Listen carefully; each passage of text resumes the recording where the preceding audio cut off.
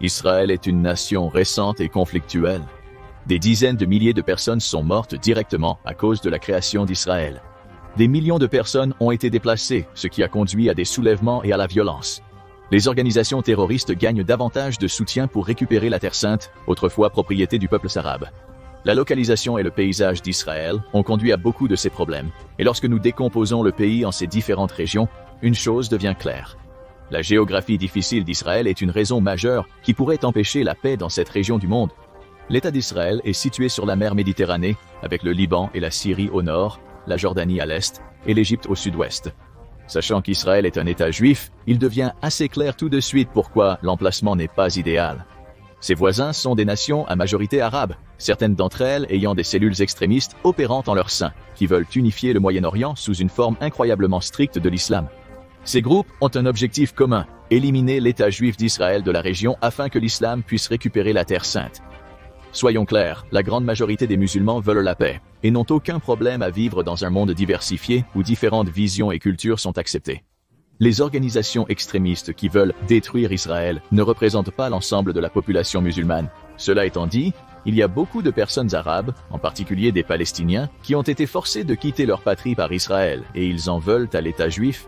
Comme nous le verrons, à raison. Des conflits ont eu lieu dans la région depuis la création d'Israël, dans les années 1940. Avant que nous puissions examiner les subtilités de pourquoi la localisation géographique d'Israël l'a mise dans une position très précaire, nous devons mieux comprendre à quoi ressemble la géographie à l'intérieur du pays lui-même. Israël est une nation de petite taille, s'étendant du nord au sud sur environ 470 km, et d'est en ouest, la nation ne fait qu'environ 85 miles ou 135 km de large. Israël a la taille du New Jersey aux États-Unis. La taille du pays ne serait pas un enjeu si celui-ci était localisé sur des terres fertiles ou une zone riche en ressources naturelles. Malheureusement, Israël ne possède aucun de ces éléments. Seulement 20% des terres en Israël sont cultivables. Les agriculteurs et scientifiques agricoles israéliens ont trouvé des méthodes ingénieuses pour produire assez de nourriture pour leur population et exporter d'importantes quantités de cultures.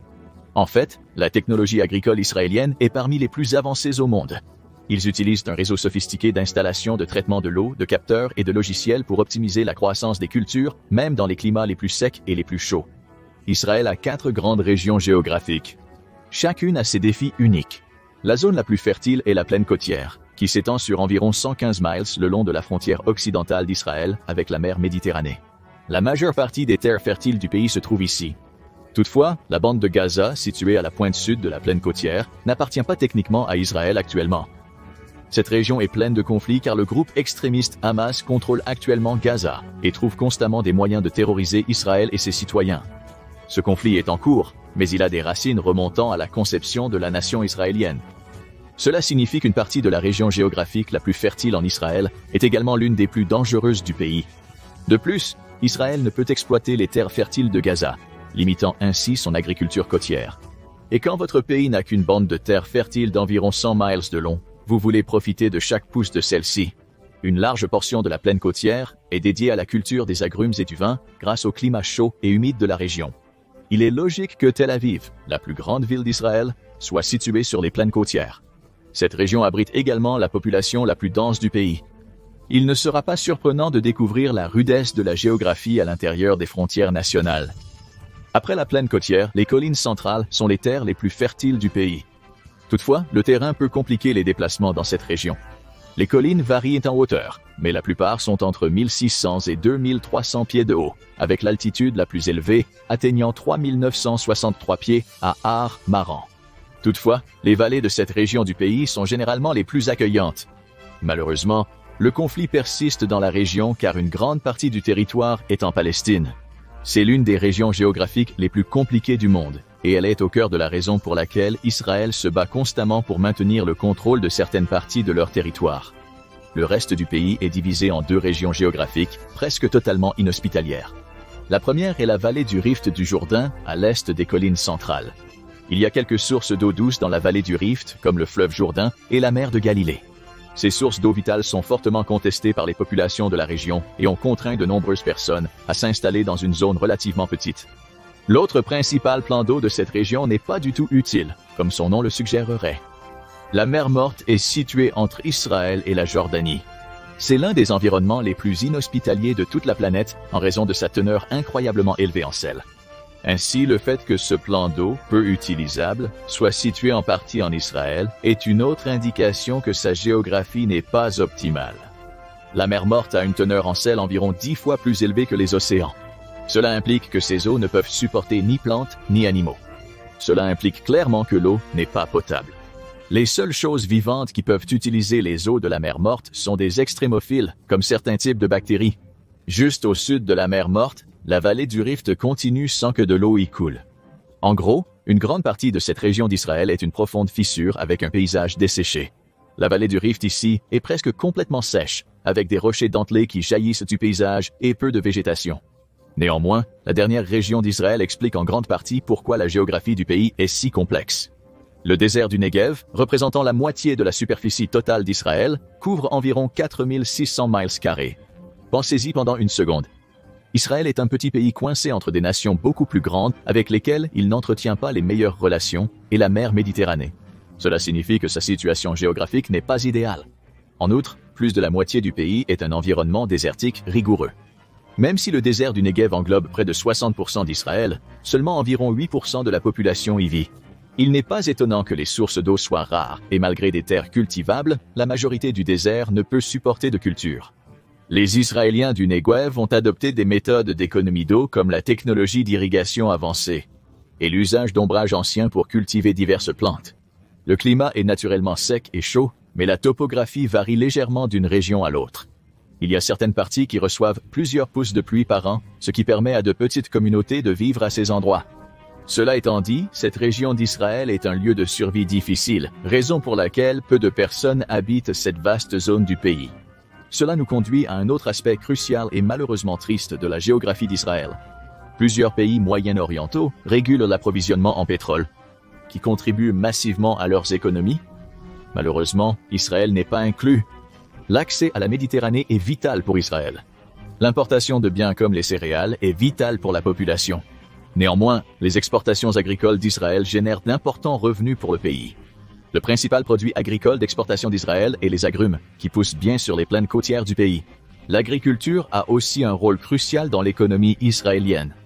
Le secteur de la technologie agricole a fait d'énormes progrès dans la culture durable des cultures, et leur technologie est achetée et utilisée par des pays du monde entier. L'avancée du secteur agricole en Israël est une nécessité. La géographie et le climat du pays rendent complexe la culture de nombreuses plantes, menant à une forte innovation en technologie agricole. Israël exporte aussi d'autres technologies et génère des revenus avec ses services financiers. Néanmoins, à la différence d'autres nations régionales, le pétrole n'est pas prépondérant dans l'économie israélienne. Cela est dû à la localisation d'Israël et au manque de ressources naturelles à l'intérieur de ses frontières. La géographie d'Israël est vraiment désavantageuse lorsque l'on considère la difficulté d'accéder au pétrole à l'intérieur de ses frontières. Israël produit un peu moins de 6000 barils de pétrole par jour, ce qui est le deuxième plus bas de tous les pays qui ont accès au pétrole. Seul le Maroc produit moins de barils que Israël à l'échelle mondiale. Pour éviter une crise climatique, il faut s'éloigner des combustibles fossiles prochainement. Toutefois, jusqu'à nouvel ordre, le pétrole reste l'une des ressources les plus rentables pour un pays. Être un pays du Moyen-Orient sans réserve de pétrole accessible est vraiment malheureux pour Israël, car cela signifie qu'ils doivent importer des combustibles fossiles d'autres pays. Lors de sa création, Israël n'a pas beaucoup considéré les ressources internes à ses frontières. Savoir qu'il y avait un manque de pétrole n'aurait probablement pas beaucoup changé, mais cela aurait pu influencer certaines décisions prises à l'avenir et permettre à Israël de dépendre moins des sources d'énergie extérieures. De plus, avoir un excédent de pétrole ne ferait qu'améliorer leur économie, même si c'est aux dépens de notre planète. Outre le paysage aride qui constitue la majeure partie du pays et le manque de ressources, il y a un autre aspect de la géographie d'Israël qui non seulement est désagréable, mais le met constamment en danger. Israël est un État juif entouré de pays composés principalement de populations musulmanes. Il n'y a rien de mal à cela, si ce n'est que depuis sa création, Israël a été soit en guerre, soit au bord de la guerre avec ses voisins à un moment ou à un autre. La position géographique d'Israël est une raison majeure de ces nombreux conflits. Pour saisir pourquoi la localisation d'Israël pose problème, il faut remonter à ses origines. Des preuves archéologiques suggèrent que la ville de Jérusalem a été peuplée vers 3500 avant J.C. Selon la Bible, la ville a été conquise par le roi David, qui l'a établie comme capitale du royaume juif vers 1000 avant Jésus-Christ. Des preuves archéologiques et historiques soutiennent cette histoire, mais ce qui suit explique pourquoi Israël et la région avoisinante sont en perpétuel désaccord. Autour de 586 avant Jésus-Christ, les Babyloniens ont pris Jérusalem et expulsé les Juifs de leur terre sacrée. La région a alterné de propriétaires durant plusieurs siècles, passant d'Alexandre le Grand aux Romains et aux Arabes. D'après les récits historiques et religieux, Jésus-Christ a été crucifié en 30 après Jésus-Christ hors de Jérusalem. En 632 après Jésus-Christ, Mahomet est décédé, et selon la foi islamique, il est monté au ciel depuis Jérusalem. Donc, comme vous pouvez le voir, cette région du monde est incroyablement importante pour les trois principales religions occidentales. Cela signifie que tout le monde voulait le contrôler, ce qui a conduit à d'innombrables batailles sanglantes et guerres entre les chrétiens et les musulmans pour se réapproprier la Terre sainte l'un de l'autre. La plus célèbre de ces guerres était les croisades. Mais finalement, Jérusalem et les environs ont été sécurisés et détenus pendant de nombreux siècles par la foi islamique à partir de 1299 EC. Avançons jusqu'à la fin du 19e siècle, un mouvement appelé sionisme a été lancé par Theodor Herzl, qui appelait à un État juif dans lequel le peuple juif pourrait faire son foyer et être libre de persécution. Avec l'effondrement de l'Empire ottoman à la fin de la Première Guerre mondiale, la Grande-Bretagne a pris le contrôle de Jérusalem et d'autres parties du Moyen-Orient, et ce qui deviendrait plus tard Israël. La majorité de la population de la Palestine britannique, région autour de la Terre Sainte, était musulmane. Suite à la colonisation britannique, de nombreux Juifs de Grande-Bretagne et ses territoires ont commencé à retourner en Terre Sainte. Alors que de plus en plus de Juifs s'installèrent dans la région, des violences ont éclaté entre eux et les populations arabes qui y vivaient depuis plusieurs centaines d'années. La Grande-Bretagne a tenté d'arrêter l'installation de plus de Juifs dans la région, mais c'était tardif. Les résidents ont formé des milices pour lutter contre les Arabes et essayer de renverser la domination britannique. Puis, en 1947, à la suite de l'escalade de la violence et de la destruction dans la région, les Nations Unies ont décidé que le territoire devrait être divisé en deux États indépendants distincts. Il a aussi été décidé que Jérusalem resterait un territoire international, vu le lien de plusieurs religions avec la ville. L'espoir était que si le peuple juif obtenait son propre État, lorsque la population arabe obtint son indépendance de la Grande-Bretagne, les combats cessèrent, la région fut redécoupée de manière plutôt équitable et de nouvelles frontières furent proposées aux deux parties. Le peuple juif a accepté la proposition de l'Organisation des Nations Unies, tandis que les Arabes des régions environnantes ont vu cela comme une autre forme de colonialisme européen et l'ont rejeté. Cependant, cela n'avait pas d'importance, les choses étaient allées trop loin, et le 14 mai 1948, le président de l'agence juive David Ben-Gourion a proclamé que l'État d'Israël était officiellement sa propre nation. Cette nuit, alors que les Juifs célébraient dans leur nouveau pays, des combats ont éclaté dans la région.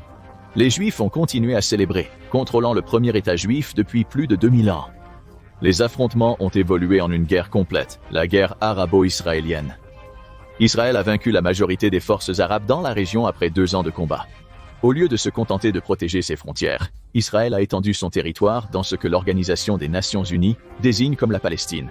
Les Israéliens ont pris Jérusalem et se sont avancés vers le sud en Égypte. En créant ses propres frontières géographiques dans la région, Israël a déplacé des millions de familles arabes, provoquant une population massive de réfugiés qui s'élève à environ 7 millions aujourd'hui. Durant les 20 années suivantes, les conflits entre Israël et ses voisins islamiques ont persisté. En juin 1967, la guerre des 6 jours a débuté. Israël a attaqué les pays à ses frontières. Une campagne a été lancée par les forces juives en Égypte, Jordanie et Syrie. Ils ont pris la péninsule du Sinaï, Gaza et la Cisjordanie. Après la guerre, Israël a presque triplé son territoire. Le monde a observé la jeune nation d'Israël sécuriser davantage de territoires et déplacer continuellement les populations arabes. Son emplacement géographique est une raison majeure de l'implication des autres puissances. Si Israël contrôlait des terres qui ne dérangeaient pas les pays riches en pétrole, ils auraient probablement pu agrandir leurs frontières et déplacer des populations à leur guise. Cependant, ce n'était pas le cas. Israël déstabilisait la région, posant des problèmes pour les pays dépendant des combustibles fossiles du Moyen-Orient. Par conséquent, en 1978, Israël et l'Égypte ont été invités à s'asseoir pour des pourparlers de paix aux États-Unis, où le président égyptien Anwar el-Sadat et le premier ministre israélien Menahem Begin ont convenu des accords de Camp David. Ces pourparlers aboutiraient à ce qu'Israël restitue le Sinaï à l'Égypte. Cela a aussi initié une paix graduelle entre Israël et la majorité de ses voisins. C'est ce que les États-Unis et d'autres puissances mondiales souhaitaient. Cependant, ce n'est pas ce que beaucoup voulaient au Moyen-Orient. Il est intriguant de spéculer ce qui serait arrivé si Israël était situé dans une région du monde moins dotée en ressources. Supposons que l'Organisation des Nations Unies ait découpé un morceau de terre au Sénégal pour le peuple juif. Cette région de la planète a beaucoup de pétrole et de gaz naturel, mais moins que le Moyen-Orient. Si Israël s'était formé ici et avait ensuite élargi ses frontières, cela aurait perturbé les habitants locaux, mais des pays comme les États-Unis auraient-ils été concernés? Probablement pas. Bien que dérangeant, c'est probablement vrai. Ceci nous conduit à une autre raison de la mauvaise géographie d'Israël. Ses voisins détiennent du pouvoir via leurs réserves de pétrole, donc Israël sera constamment sous pression internationale pour faire des concessions aux nations pétrolières. Ne vous méprenez pas, nous ne disons pas que les guerres qu'Israël a commencées et les terres qu'ils ont revendiquées en conséquence étaient injustifiées. En réalité, le désordre en Israël et dans les régions avoisinantes est principalement dû aux guerres et politiques initiées par Israël. Les deux parties ont utilisé des tactiques discutables pour revendiquer ce qu'elles croient être leurs droits, et il ne semble pas que cela changera de sitôt. Même dans un scénario hypothétique où Israël serait situé ailleurs, il n'est pas clair si la communauté juive l'aurait accepté. L'un des principaux attraits pour les Juifs était que l'emplacement de leur nouvel État devait être établi dans leurs terres ancestrales et situé près de la ville sainte de Jérusalem. Si l'Organisation des Nations Unies avait offert une partie de l'Afrique subsaharienne aux Juifs, ils l'auraient probablement refusé. Tandis qu'Israël menait la guerre contre ses voisins et persécutait les musulmans en son sein, l'Organisation de libération de la Palestine a vu le jour. Il visait à récupérer l'ancienne Palestine britannique pour les Arabes. Le groupe a fréquemment usé de tactiques terroristes pour affaiblir le gouvernement israélien.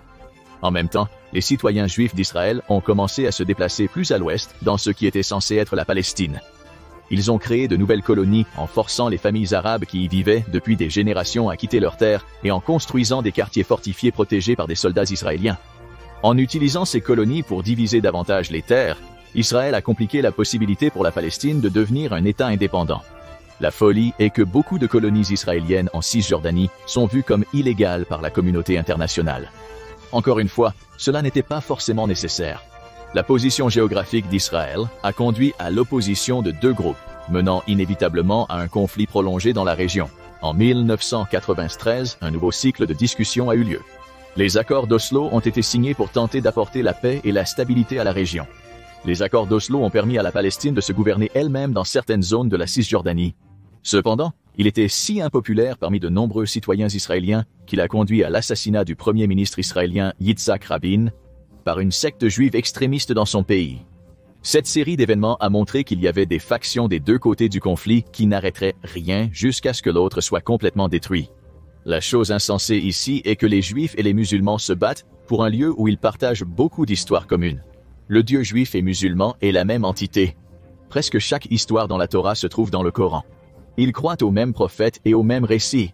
La différence est que les musulmans croient que Muhammad était le dernier prophète et les Juifs ne le croient pas. La région d'Israël et de la Palestine incarne une histoire commune aux peuples juifs et arabes. Pourtant, c'est cette zone géographique qui a causé tant de bains de sang et de conflits au fil des siècles, parce que des groupes de personnes préfèrent se concentrer sur leurs différences, même lorsqu'ils ont beaucoup plus en commun. Entre 2000 et 2005, ce qui est connu sous le nom de Seconde Intifada a eu lieu en Israël. C'était le résultat des Palestiniens, opprimés par le gouvernement israélien, se révoltant et commettant des violences dans la région. Près de 1000 Israéliens et 3200 Palestiniens ont péri dans le conflit. Cela a conduit à l'érection de grands murs dans la région pour contrôler les déplacements palestiniens, les Israéliens ne croyant plus en une possible paix. Alors que les combats faisaient rage, certains pays ont reconnu la Palestine comme un État à part entière, tandis que d'autres ne l'ont pas fait. Il semble que la géographie politique de la région soit indécise. La composition géographique d'Israël et de la Palestine est rendue encore plus complexe par le fait que la bande de Gaza est considérée par beaucoup comme faisant partie de la Palestine, même si elle est dans une sorte de limbe contrôlée par le groupe extrémiste Hamas. Ils prétendent que Gaza n'est affilié ni à Israël ni à la Palestine. Israël a intensifié son contrôle autour de la bande de Gaza, bloquant les ressources destinées à l'organisation terroriste. Cependant, cela cause également des conséquences horribles pour la population innocente, juive et musulmane, vivant à Gaza. Malgré des décennies de conflits et de négociations, la situation en Israël reste inchangée. Et c'est parce que vous ne pouvez pas changer la géographie. L'emplacement des lieux saints pour les juifs et les musulmans ne peut pas être modifié. Le partage d'une patrie ancestrale dans la région par les deux populations est immuable. On ne peut pas modifier les ressources et leur manque dans la région. La géographie d'Israël est immodifiable. C'est pourquoi c'est ardu si nous désirons la paix future. Vous êtes-vous déjà demandé comment nous décidons de quoi faire des vidéos?